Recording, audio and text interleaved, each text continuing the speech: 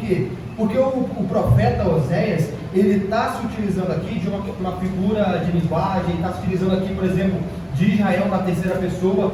Agora, a partir do capítulo 4, o profeta Oséias, inspirado por Deus, vai receber a profecia divina e vai falar diretamente com Israel.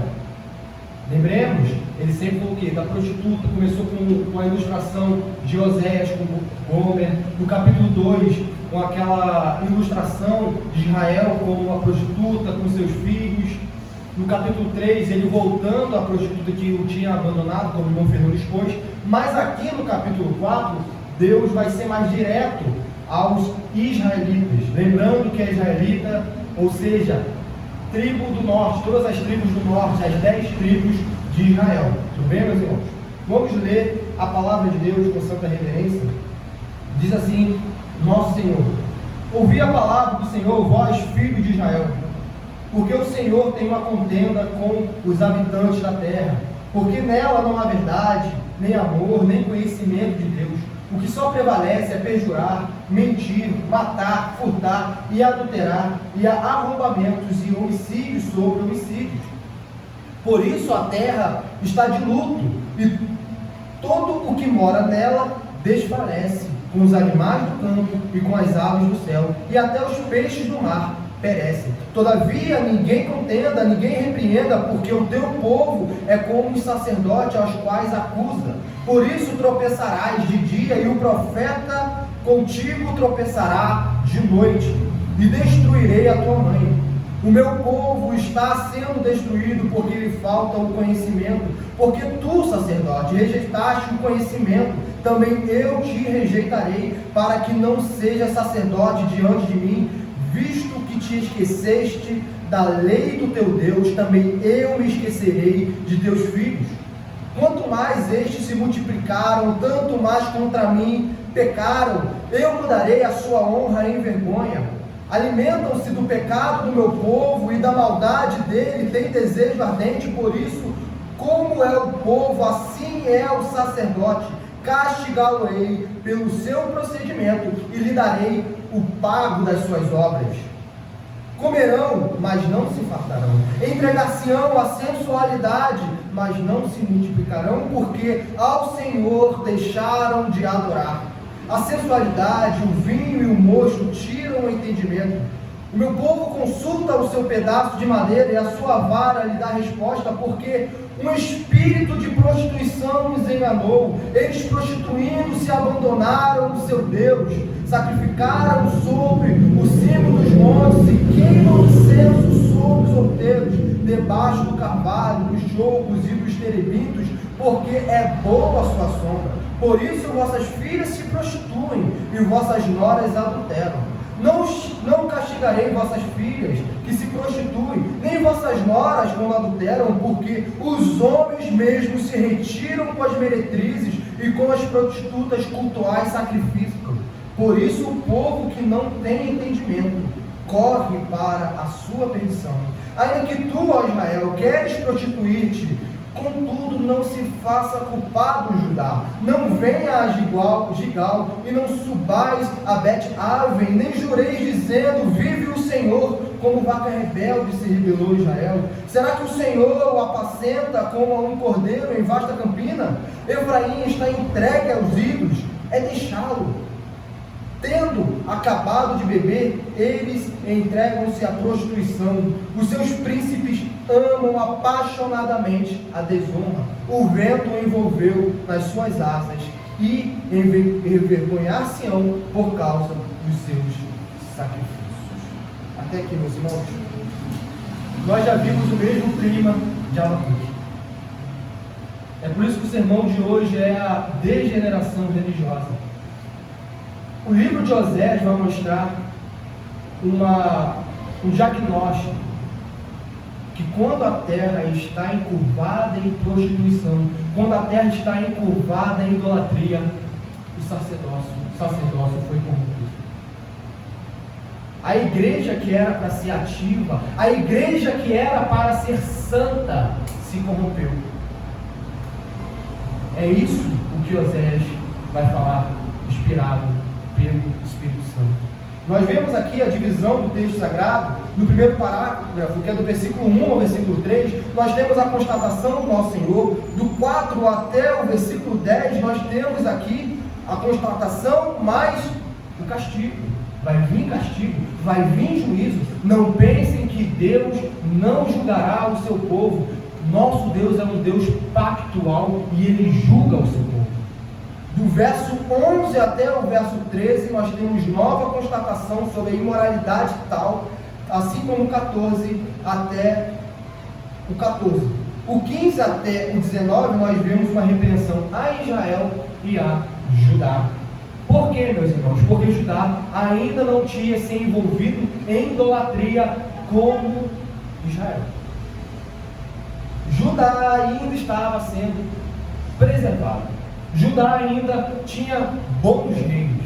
Judá ainda servia ao Senhor.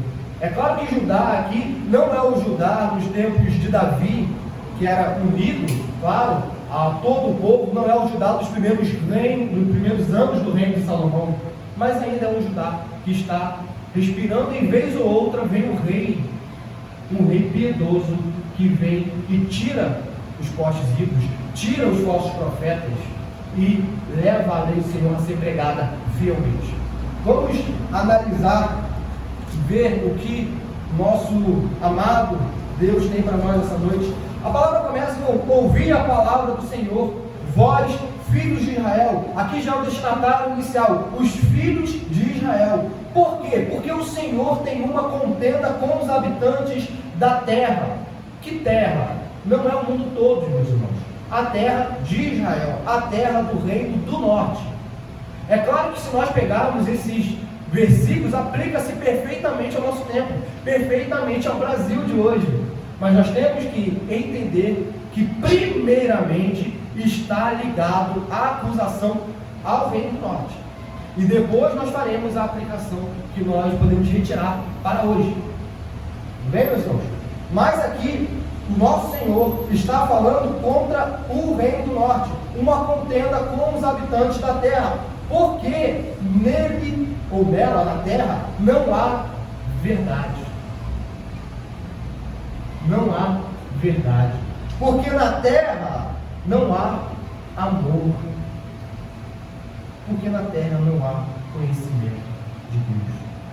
E aqui, se nós pegarmos e entendermos tudo o que está envolto aqui dos governos, por exemplo, como o irmão Vinícius trouxe para nós, desde Jeroboão I até Jeroboão II, que é o último rei que vai conseguir governar em relativa paz, nós vamos ver que Israel, por exemplo, não honrava ao Senhor com seus bens, acudindo às viúvas e aos órfãos, acudindo aos necessitados.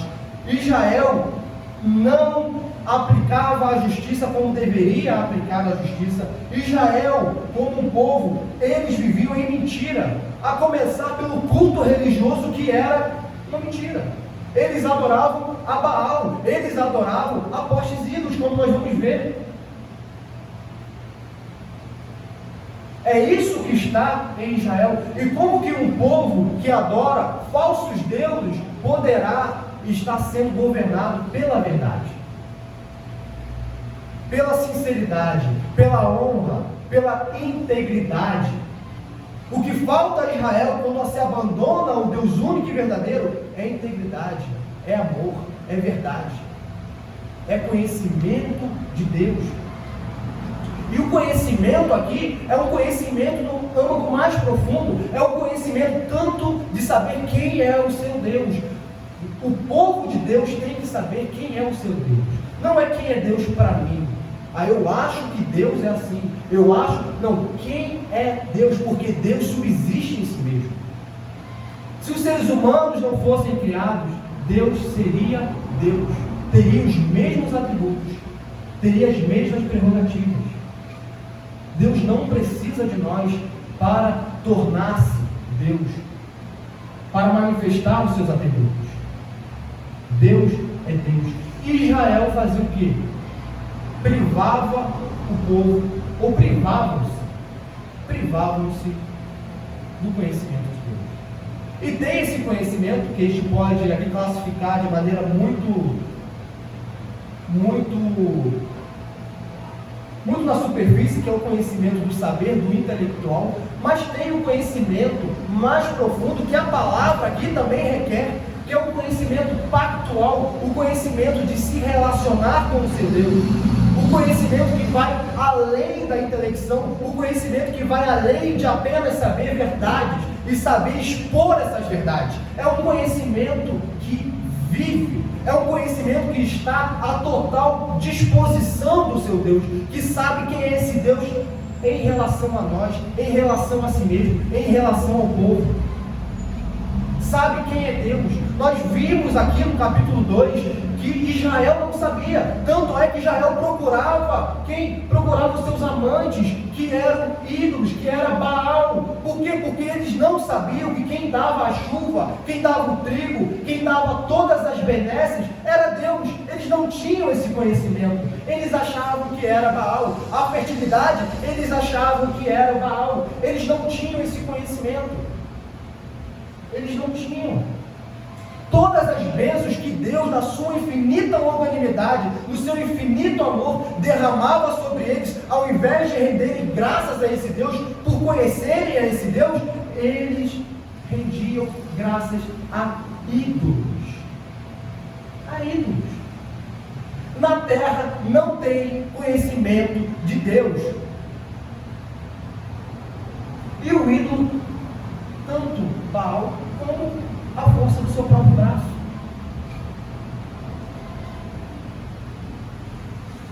Quantos de nós recebemos bênçãos divinas e acreditamos que foi a força do nosso braço?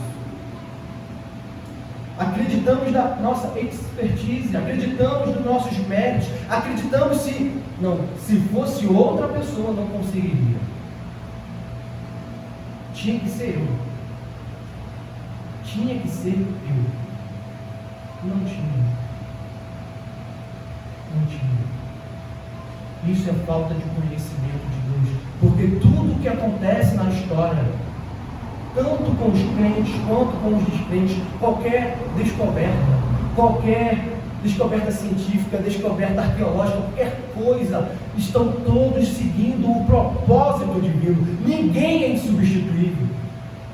É graça divina. Quanto mais quando estamos falando do povo de Deus. Deus não precisa de pessoas. A força no nosso braço, quando nós confiamos nela, mostra um desconhecimento do nosso Deus. Nós não vimos aqui como Deus falou para Israel em tempos passados, que apenas 300 homens lutariam com milhares, para provar que não era a força do braço deles, mas a onipotência de Deus. A onipotência de Deus. Seguindo, o que o Senhor fala é: se não tem isso, vai ter outra coisa no lugar.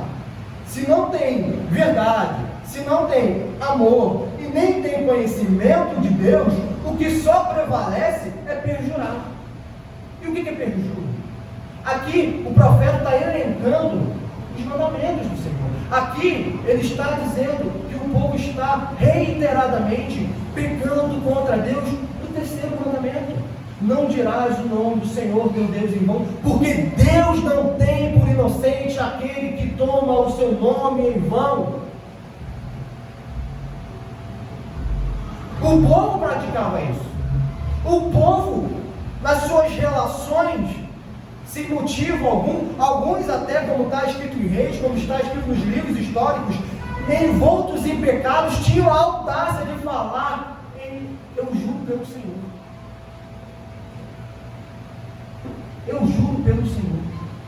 Blasfemando contra o nome que é santo, santo, santo, como vemos aqui na nossa liturgia. O que há, se não há conhecimento de Deus, há perjúrio. É o achar que não tem nada a ver. Eu vou pegar um nome que é santo, santo, santo, santo, digno de ser adorado, tão santo que os anjos tampam as suas visões, e eu vou utilizá-lo no dia a dia. Então Deus não vai ter uma contenda comigo. Isso não tem nada a ver. Aí a pergunta que fazemos é, baseado em que podemos ter o raciocínio de que não tem nada a ver com quebrar o terceiro mandamento? É baseado numa interpretação bíblica ou no achismo? Se é achismo, é não conhecimento de Deus. Sempre quando estamos envoltos em uma questão religiosa da fé cristã e estamos colocando o nosso achismo ao invés da interpretação bíblica, só demonstra o quê? O desconhecimento de Deus. E quando há desconhecimento de Deus, há esse perigo. É um perigo isso aqui. E o Senhor prossegue.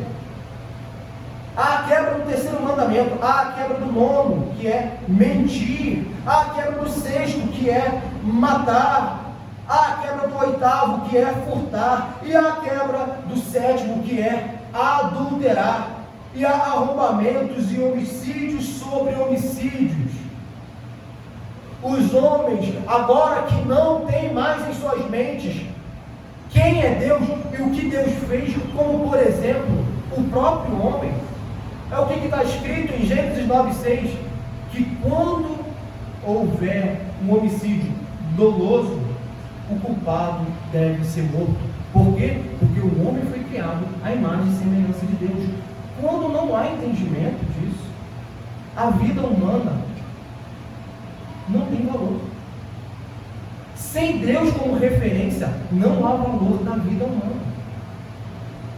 E há homicídios sobre homicídios.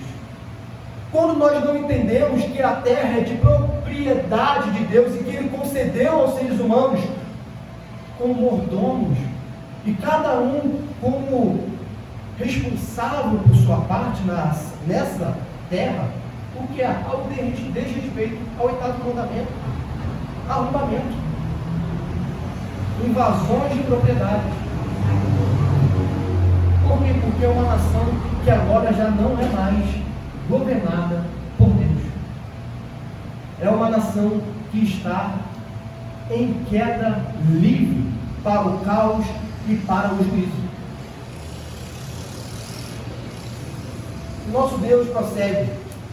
Por isso, a terra está dilúvio, e todo o que mora dela desfalece, com os animais do campo, com as aves do céu, e até os peixes do mar. É aquele sentido de que a criação geme pela manifestação dos filhos de Deus. Quando os homens não cumprem o seu propósito na terra, aqueles que estão abaixo de nós, ou seja, a criação, os animais, eles sofrem.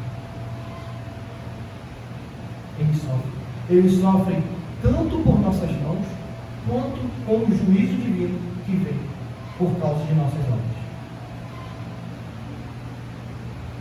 O que o ser humano conseguiu trazer para essa terra? Sem Deus, sofrimento.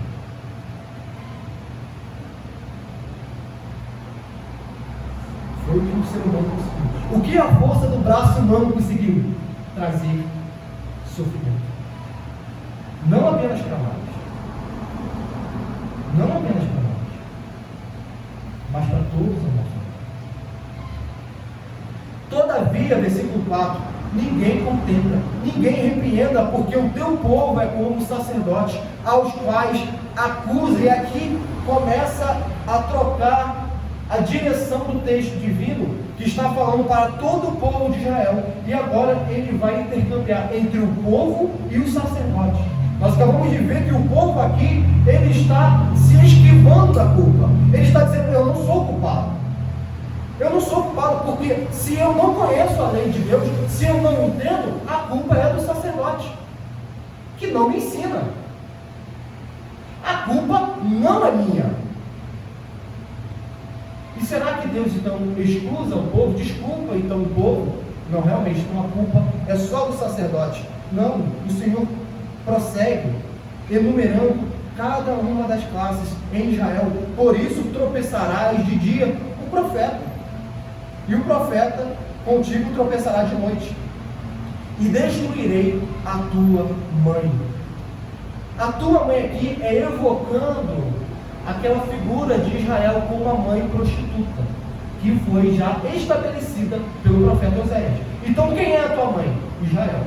Quem são os filhos? O povo como um todo, individualmente, como nós vimos. É essa a figura que o nosso Deus está dizendo. E aqui o Senhor diz, o famoso texto: o meu povo está sendo destruído porque lhe falta conhecimento. O meu povo está sendo destruído porque lhe falta conhecimento. A pergunta é: conhecimento de quê? Nessa parte, muitas das vezes, vem o sofisma, vem o dono máximo, que o que falta é educação, o que falta é conhecimento. Mas conhecimento do quê? O conhecimento, meus irmãos, o profeta já estabeleceu como o mensageiro de Deus, que está no final do versículo 1. Conhecimento de Deus. O que falta é conhecimento de Deus. É isso que falta. Não é conhecimento intelectual apenas, não é conhecimento de que Deus está falando que Israel é uma nação analfabeta. Não é isso. É muito bom que os homens leiam, é muito bom a sociedade humana ter praticamente, em sua maior parte no Ocidente, erradicado o analfabetismo. Mas melhor ainda seria se tivesse valorizado as virtudes. Melhor seria. O que adianta ter o conhecimento, a capacidade de conhecer, melhor dizendo, a capacidade de conhecer, mas ignorar aquele que deve ser conhecido, que é o Senhor nosso Deus? O que adianta? O que adianta anos de estudos, anos de labor, e no fim das contas, a única coisa que é conquistada, juízo. Será que é isso que Deus está falando? Deus está falando de conhecer a Ele. Deus está falando que a todo momento, desde que o povo começou a pecar, Ele estava ali, se fazendo conhecido através das suas obras, e estava sendo ignorado reiteradamente pelo povo. A começar por quem? Pelo sacerdote, porque tu, sacerdote, rejeitaste o conhecimento. Também eu te rejeitarei, para que não sejas sacerdote diante de mim. Visto que te esqueceste da lei do teu Deus, também eu me esquecerei de teus filhos. Os sacerdotes, aqui mais especificamente, a gente pode trabalhar, é uma tribo, a tribo de Levi. A tribo de Levi não honrou o Senhor, seu Deus. Por quê? Quando há a separação do reino do norte e o reino do sul, quando Jeroboão I, como foi exposto pelo irmão Vinícius, com medo de ter dispersão de seus súditos, faz idolatria e impede o seu povo de ir para Jerusalém adorar, os sacerdotes, os levitas, que estavam espalhados por todo o território de Israel, era a única tribo, os sacerdotes eram a única tribo de Levi, espalhados por todo o território que Deus tinha dado por herança a Israel. O sacerdote, ou melhor, a tribo de Levi, seria aquele que uniria o povo, que daria coesão ao povo, mas não uma coesão horizontal, mas sim uma coesão vertical, estabelecendo um culto verdadeiro, estabelecendo a doutrina verdadeira. E o que os sacerdotes fazem quando há uma corrupção vinda do governo civil, que é Jeroboão I? O sacerdote aceita. O sacerdote se culpa. E o sacerdote vira sacerdote dos reis de Israel e não mais sacerdote de Deus. E os sacerdotes se prostituem com falsos ídolos. E nós temos vários e vários episódios, como por exemplo, de Elias com os falsos profetas, com esses falsos homens que prestavam culto a Baal, prestavam cultos a obras de suas mãos. Por isso Deus rejeita. porque o sacerdote era o responsável por levar a lei ao povo. Estava estabelecido que por um período determinado, o sacerdote deveria ir na frente de todo o povo e ler a lei de Deus. Estava prescrito isso, mas eles não fizeram. E aqui nós vamos ver que existe algo que se retroalimenta. Ao mesmo tempo em que o sacerdote é culpado e parece ser a causa primária, ao mesmo tempo também o povo tem a sua parcela significativa de culpa, porque muitas das vezes é o povo que impede ou que tenta o sacerdote a pecar, como foi no caso de Arão. Como foi Arão?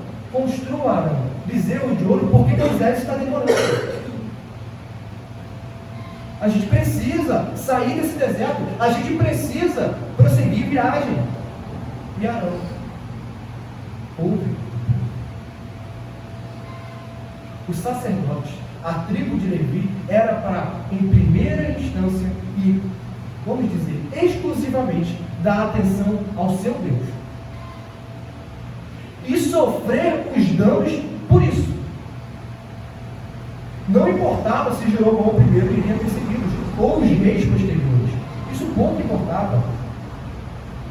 O que deveria acontecer era fidelidade a Deus. Era mesmo em tempo em que o povo queria pecar, os sacerdotes deveriam continuar fiéis, como Josué falou: não importa o que vocês vão fazer, eu e minha casa serviremos ao Senhor. É isso. Não importa se há degeneração do nosso lado direito e esquerdo, na nossa frente, eu e minha casa serviremos ao Senhor. Novamente, Deus não chamou o seu povo individualmente a mudar o mundo. Deus chamou o seu povo a ser fiel a Ele. Deus chamou o seu povo à fidelidade, porque não importa o que acontece ao nosso redor, há uma pátria prometida nos céus. Lembremos, a nossa escatologia, o nosso fim do mundo não está reservado a essa terra, para essa terra, como essa terra está. Haverá uma transformação.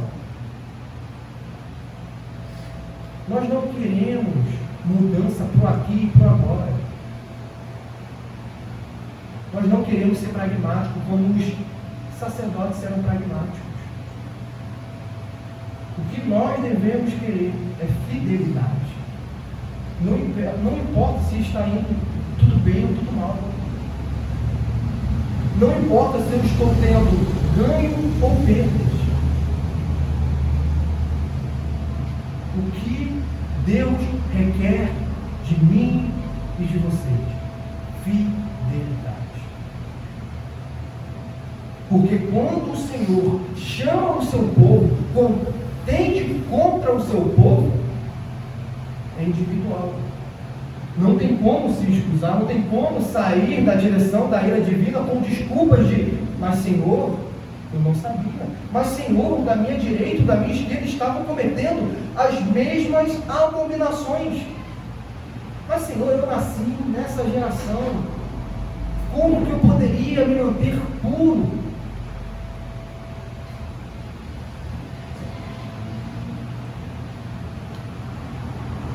Os sacerdotes rejeitaram a Deus e foram rejeitados por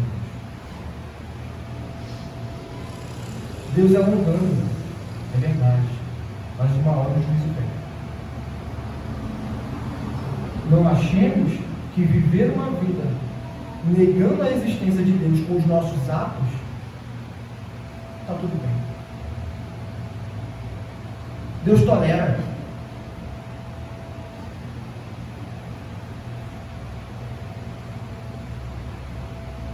O texto prossegue: quanto mais estes se multiplicaram, tanto mais contra mim pecaram. Quanto mais havia sacerdote na terra, mais a terra multiplicava a sua iniquidade. É essa a ironia divina. Vamos colocar aqui um parâmetro. Se havia igreja no Antigo Testamento, como nós sabemos que havia, que o povo de Deus em Israel era a igreja do Antigo Testamento, nós podemos colocar aqui uma aplicação tardia ou para trás, de que o sacerdote, de certa maneira, ele seria como se fosse o sal. Logo, quanto mais sacerdotes, a lógica era para ser, quanto mais sacerdotes, menor a corrupção. Quanto mais sacerdotes, mais Israel seria preservado. Mas Deus fala, isso não está acontecendo. Vocês se multiplicam. A tribo de Levi está se multiplicando. E o que acontece? Se multiplica a iniquidade. Se multiplica. Eu mudarei a sua honra em vergonha. Já que há uma multiplicação da iniquidade, também haverá a mudança de honra em vergonha.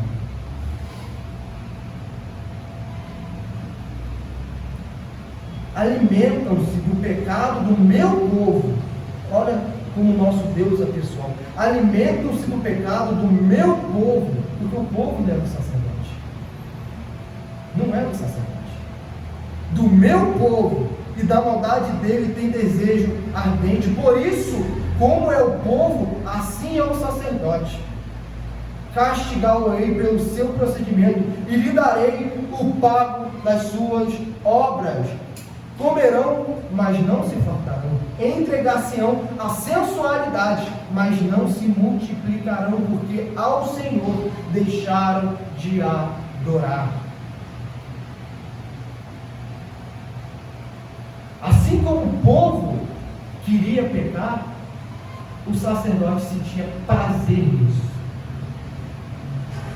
É como se o povo fosse a alforria do sacerdote da sua fidelidade a Deus.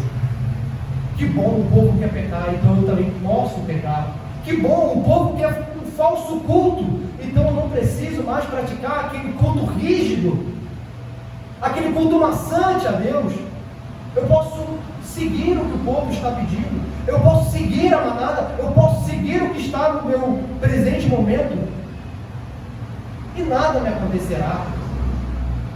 E eu vou, como o sacerdote pensava, ele vai comer, mas o que Deus fala? Mas você não vai se fartar.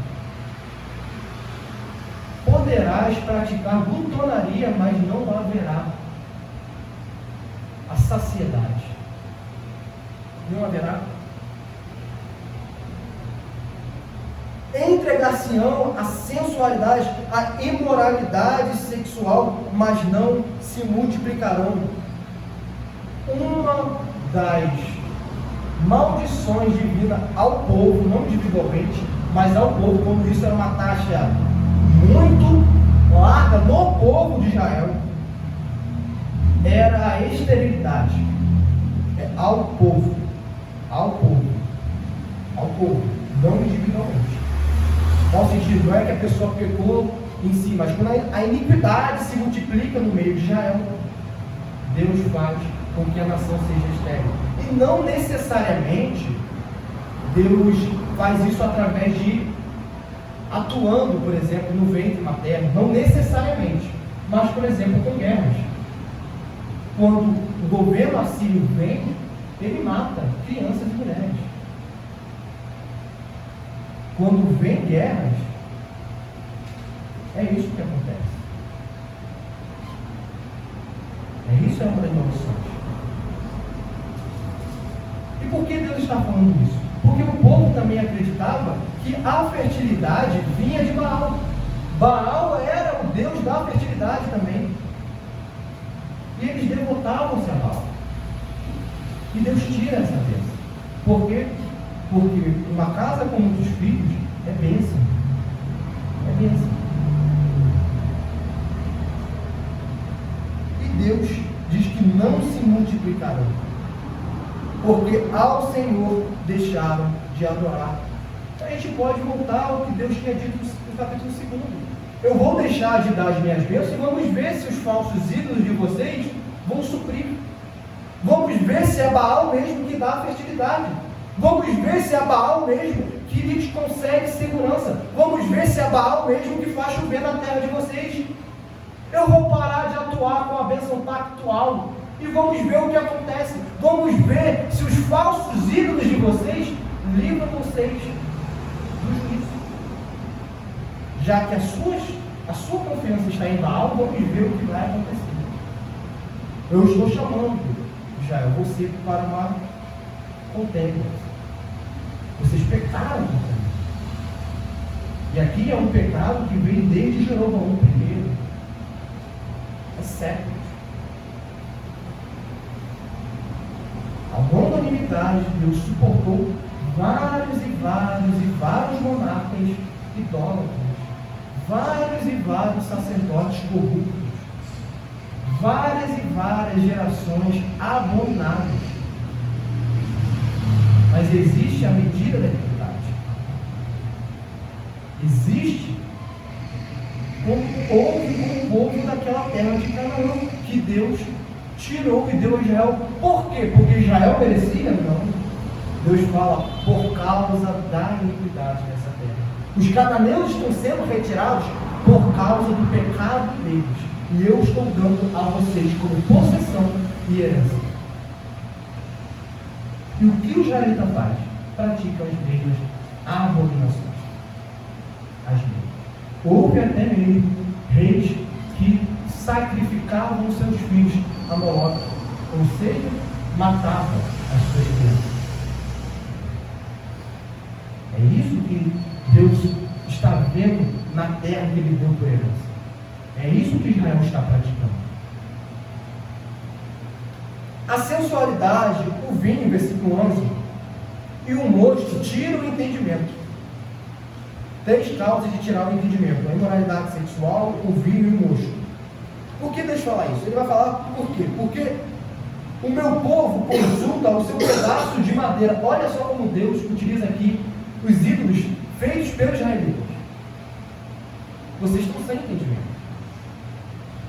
Deve ser a sensualidade que vocês estão envolvidos, deve ser o vinho que vocês estão bebendo demasiadamente, deve ser um mosto. E tudo isso aqui, meus irmãos, o vinho, o mosto, a sensualidade, era culto a falsos ídolos. Cultos que tinham prostitutas cultuais. Nós vamos chegar lá. Então, a adoração falsa envolvia prostituição, de fato, cultual. Não é uma nação inocente, não é uma nação que está ali escorregando. É uma nação que já matou reis, que já matou seus filhos e que está se prostituindo reiteradamente. É isso que Deus está mostrando. O meu povo consulta o seu pedaço de madeira e a sua vara lhe dá resposta. Porque um espírito de prostituição os enganou.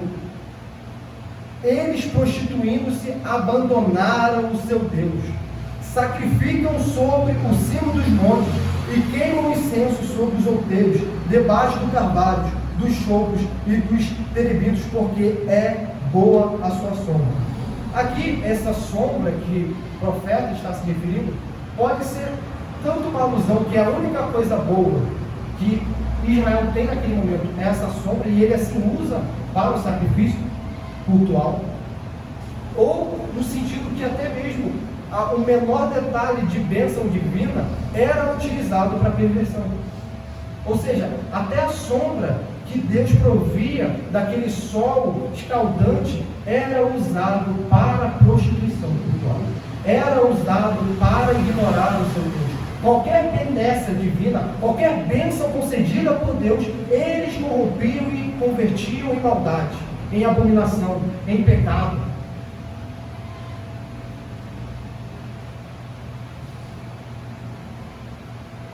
Por isso, vossas filhas se prostituem e vossas noras adulteram. Aí nós vamos imaginar que agora vai vir o juízo divino sobre essas duas classes, noras e filhas, mas Deus diz: não castigarei vossas filhas que se prostituem, nem vossas noras quando adulteram. Porque os homens, mesmo se retiram com as meretrizes e com as prostitutas cultuais sacrifícios. Por isso, o povo que não tem entendimento corre para a sua perdição. O que o Senhor está dizendo? Deus está isentando as filhas e as noras da culpa pela imoralidade sexual?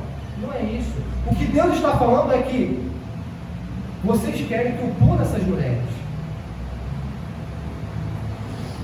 É isso que vocês querem. Mas e cadê os homens sendo punidos quando eles praticam a mesma abominação? Que cumprimento parcial da minha lei é essa? O que Tiago diz? Se cumpre a lei, mas erra em um único ponto, é pecador de todos os mandamentos divinos. Quebrou toda a lei. Ainda mais no caso como esse. Eles eram hipócritas. Eles ainda achavam que Deus aceitava as suas migalhas, cumprindo arbitrariamente o que eles queriam da lei. Eu vou escolher arbitrariamente o que eu quero cumprir. Não quero cumprir o quarto mandamento, não. É muito pesado. Eu vou cumprir o sétimo. Vou cumprir o sétimo. Eu vou cumprir o décimo. O primeiro, não vou cumprir, não. O quinto dá para cumprir. Essa é a hipocrisia. Eles viam o que eles queriam cumprir da lei. E será que nós estamos diferentes deles? Será que nós escolhemos o que nós queremos cumprir ou nós cumprimos tudo? Ou será que quando nós somos expostos, há sempre justificativa para deixar de cumprir a lei do Senhor? Há sempre, mas naquele tempo era mais fácil. Mas hoje é tão difícil. Pô, mas eu tenho tanta vontade de fazer isso. Eu acho que não é errado.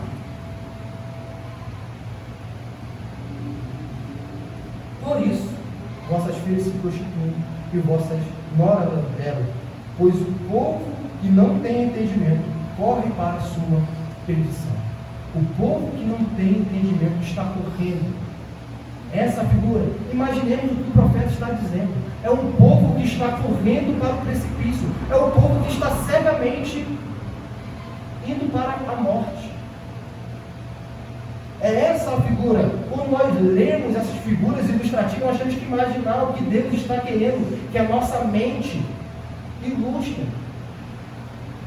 Israel estava correndo para a perdição. Eles estavam sendo rápidos, querendo o juízo divino. Eles corriam e se jogavam no precipício.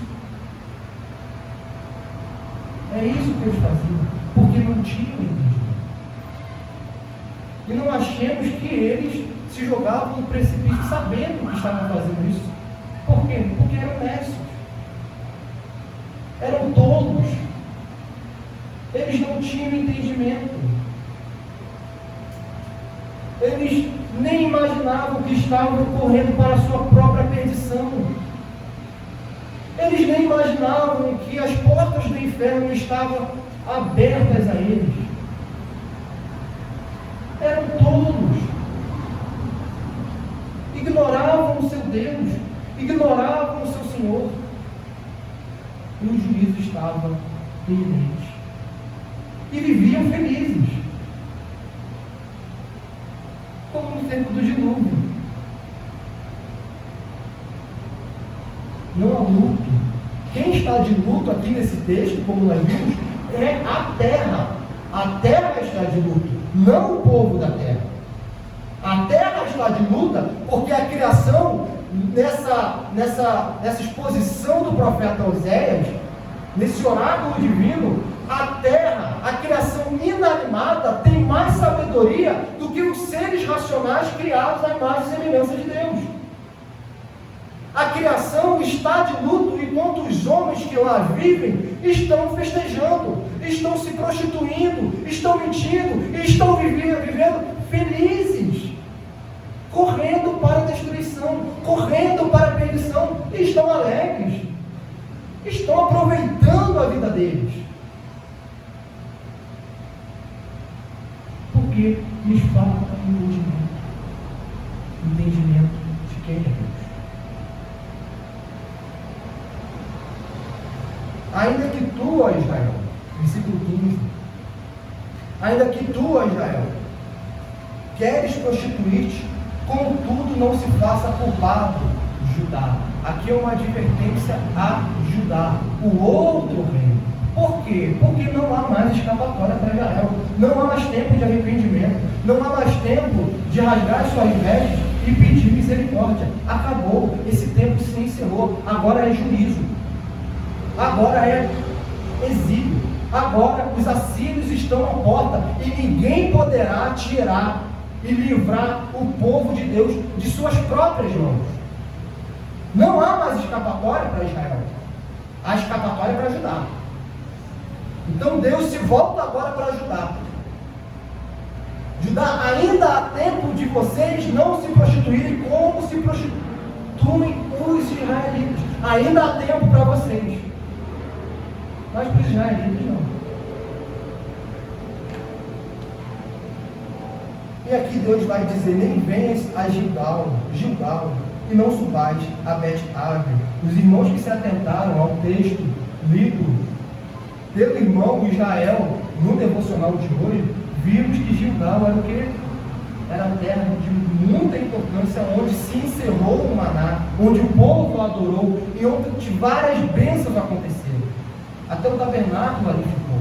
Bet-Ave é o nome agora pejorativo para Betel. Betel é a casa de Deus, significa a casa de Deus. Bet-Ave significa a casa da impiedade, a casa da iniquidade. Nós não vimos que antes Deus estava, quando veio a restauração, dizendo a restauração futura, de que nomes de acontecimentos horrendos iriam ser convertidos em bonança. Agora Deus faz ao contrário. Onde aconteceu tempo de bonança, onde aconteceu bênção, onde Deus se manifestou, eles se corromperam. Eles levantaram postes ídolos em Betel. Eles levantaram postes ídolos em Gilgal. Deus está falando para Judá: Judá, não vá para estes territórios. Não importa o que já aconteceu, não importa se lá eu já me manifestei, não importa se lá eu já falei com vossos pais, não vão mais para lá, porque agora ali é terra de iniquidade. Não importa como começa, meus irmãos, importa como termina. Não é porque algo começou bem que devemos ficar lá. Não é porque uma igreja começou saudável que eu vou morrer lá. Infelizmente, é o que a palavra de Deus diz. Gilgal começou melhor que muitas igrejas. Betel, Jacó viu visões, teve visões. E agora é terra de idolatria. Agora é alvo do juízo de Deus. Deus não sacraliza locais. Deus não sacraliza território. Deus não sacraliza pessoas. A única coisa santa é o nosso próprio Deus e aqueles a quem Ele não tem santo. Homens e anjos. Alguns homens e anjos. Nem jureis dizendo: vive o Senhor. Nós vimos no começo que havia perjúrio. Deus está falando: parem de colocar o meu nome reiteradamente na boca de vocês. Pare.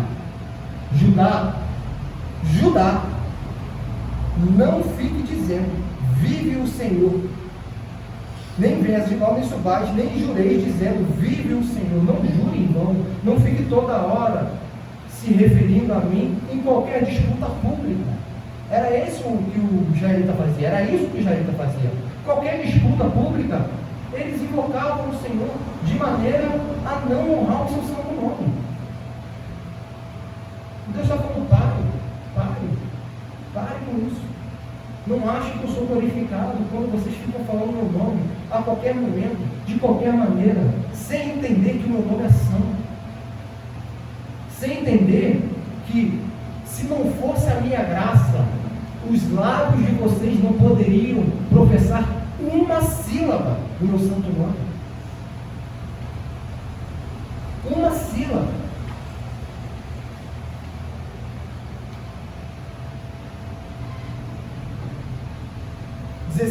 Como a vaca rebelde se rebelou Israel. Será que o Senhor o apacenta como um cordeiro em vasta campina? Ou seja, ele consegue sair do seu pastoreio, ele consegue sair do domínio do seu pastor? Será que é isso? Efraim está entregue aos ídolos, é deixá-lo. Efraim aqui é a mesma coisa de Israel, porque era a principal tribo do Reino do Norte, ou uma das principais tribos. Então Deus está utilizando de uma tribo poderosa para se referir ao todo.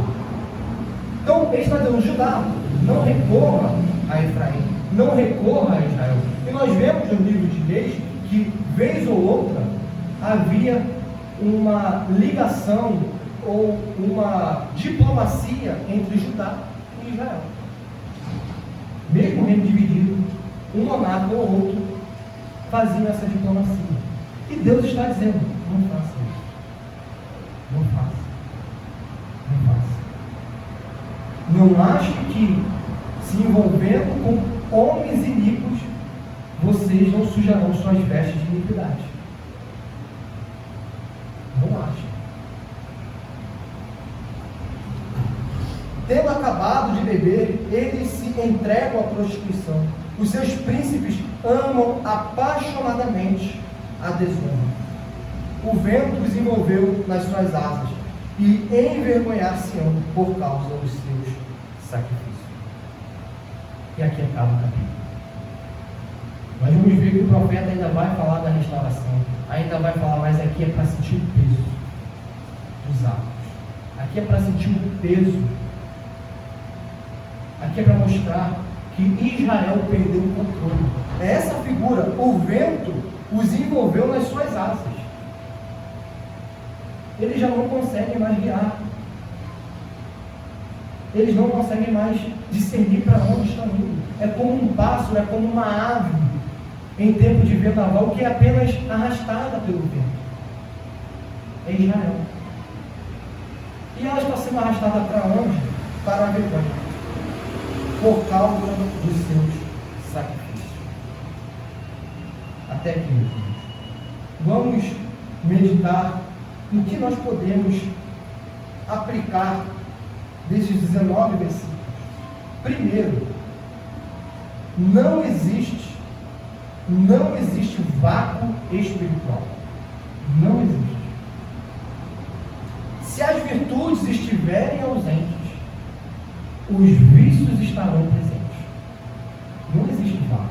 Não achemos que eu não vou cultivar as virtudes que Deus concede pelo seu Espírito Santo e eu vou ficar neutro nessa terra. Se não há um esforço, uma diligência para ser uma pessoa santa, para ser uma pessoa virtuosa, automaticamente nós nos tornaremos uma pessoa repleta de vícios. Isso é igual para todos. Para todos. Não existe neutralidade. A palavra de Deus mostra claramente, por mais que o racionalismo negue, ou nós somos filhos de Deus, ou somos filhos do diabo.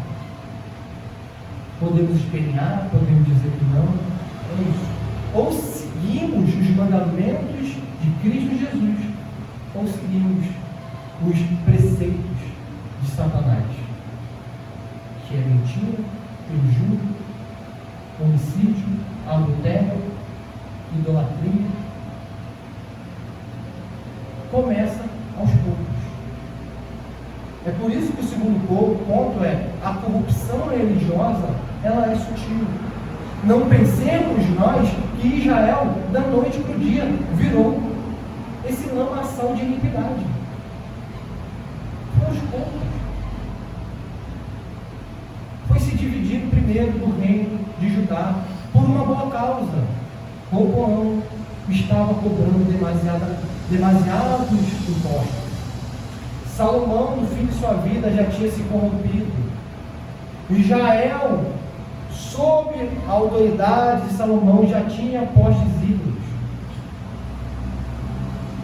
Começou bem.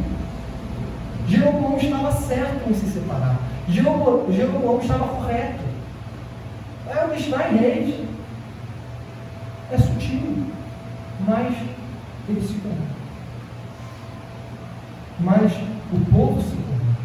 E não pensemos que começou já a oferecer os seus filhos a Moloque. Começou já negando totalmente a Deus. Não, começaram a conciliar. Começaram um secretismo religioso. Eu sirvo a Deus, mas eu sirvo também a esses ídolos. Eles não negaram a Deus no primeiro momento nas suas consciências. Não. Eles tentaram conciliar o mundo com os céus. É isso que eles fizeram. Eles tentaram conciliar a sua relação com Deus e essa relação com os seus vizinhos cananeus, que Deus proibiu. Deus falou: não case com mulheres da terra. E o que eles fizeram? Casaram com mulheres da terra. E essas mulheres arredaram eles para os ídolos, começando com Salomão. Salomão foi levado aos ídolos porque, em primeiro lugar, ignorou esse mandamento e saiu casando com o etíope, com o egípcio e com todas as mulheres que ele via pela frente. É sutil. É sutil. Então, o primeiro ponto: não existe vácuo espiritual, ou virtude ou vício. Segundo, corrupção religiosa é sutil. Se nós não vigiarmos, onde estaremos nós daqui a 10, 15, 20 anos? Ou nós somos sábios que vemos prudentemente como andamos, ou somos tolos que corremos para a perdição? É o que diz Efésios.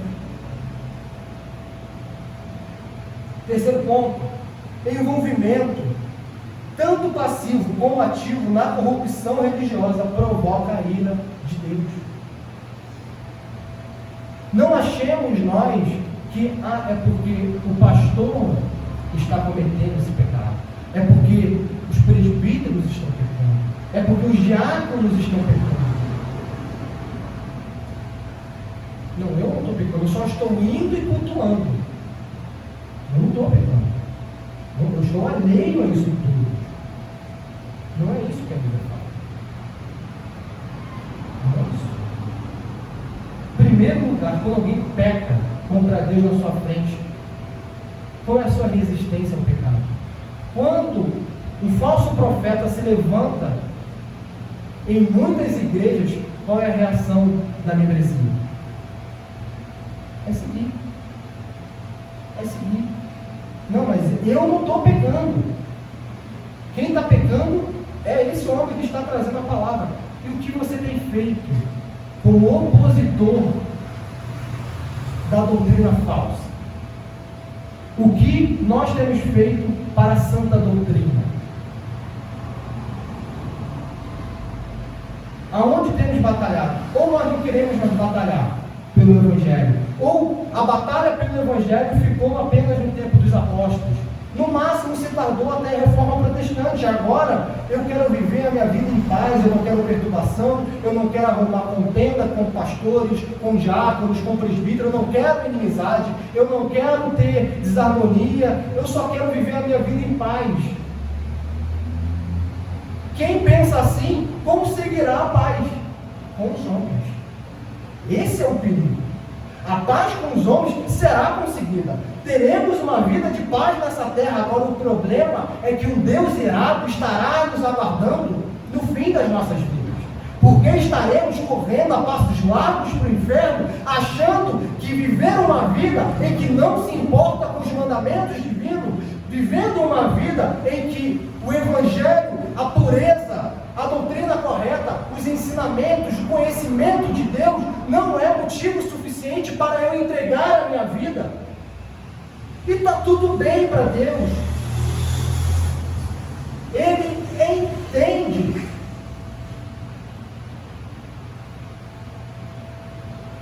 Correndo para a perdição.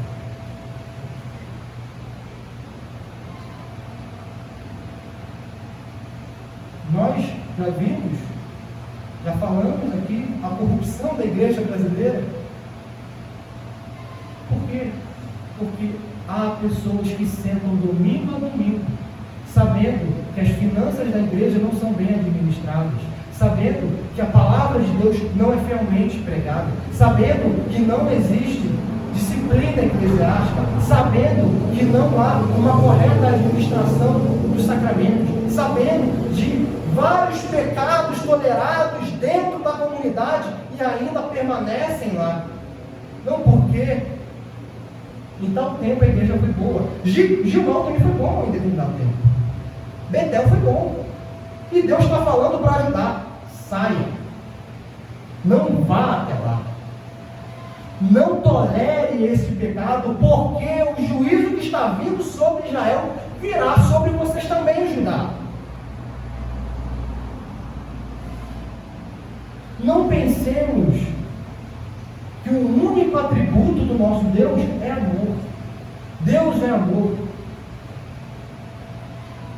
Mas também Ele é justiça. Ele é fogo consumidor. Ele também está irado quando a iniquidade, ainda mais do seu povo, ainda mais daqueles que professam o seu nome, cresce. Iniquidade crescente. É ira. É ira. E a iniquidade não começa nas ações. Começa em tolerar as ações dos outros e em meditar nas iniquidades, em ter pensamentos pecaminosos e tolerá-los. Em não amar. Não é o que o texto disse? Não há amor na terra. Aplicando o que nós vimos na EBD, é quando eu estou ensimesmado, é quando eu me baixo. Amor ao próximo, para quê? Saber quem está precisando de oração, de ajuda, para quê? Eu estou bem, estou com o meu salário, estou bem fisicamente, estou bem emocionalmente, e eu quero continuar bem. E se uma pessoa precisar da minha ajuda, isso vai demandar muito tempo, vai demandar recurso financeiro, vai demandar uma canseira que eu prefiro nem perguntar. Falta de amor. Eles não precisam, irmãos. Eles não precisam ir no adultério para ver falta de amor. Não precisam. É só ver como nós mesmos agimos dia a dia. Aonde está o coração que ama? Onde nós praticamos o amor que Deus derramou por nós? E a pergunta mais difícil é: se não há amor em nós, será que estamos sendo realmente alvos desse amor? Porque a palavra diz que a quem Deus derrama o seu amor, inevitavelmente, essa pessoa pratica atos de amor ao seu próximo. Primeiro a Deus e depois ao seu próximo. E como praticamos isso? Quando praticamos? Quando? De segunda a sábado. Vou nem dizer domingo. Segunda a sábado. Na semana que passou, quando nós podemos dizer: esse foi um ato de amor que eu pratiquei? Como, por exemplo, compartilhar o Evangelho. Como, por exemplo, ter até mesmo um clima de desarmonia em nome do amor. Querendo que aquela pessoa se converta. Querendo que aquela pessoa conheça Deus.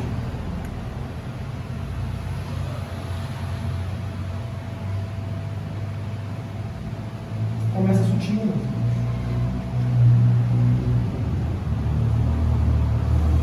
Quarto ponto: subsiste um Deus nos altos dos céus que prescruta todas as ações humanas. Um soberano onisciente que punirá justamente suas criaturas. Isso se perdeu. O Deus onisciente que vê cada atitude nossa se perdeu. Um Deus que está conosco no nosso travesseiro,